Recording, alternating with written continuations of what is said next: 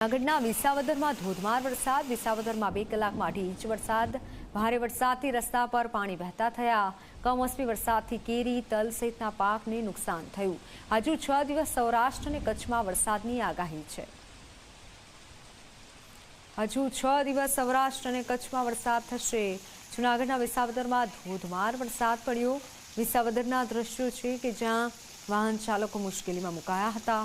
ભારે વરસાદથી રસ્તા પર પાણી વહેતા થયા હતા. કમોસમી વરસાદથી કેરી, તલ સહિતના પાકને નુકસાન થયું છે.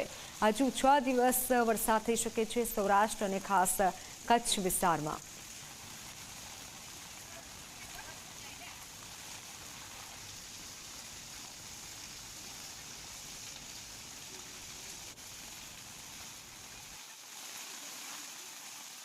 હજુ 6 દિવસ સૌરાષ્ટ્ર અને કચ્છમાં વરસાદની આગાહી છે.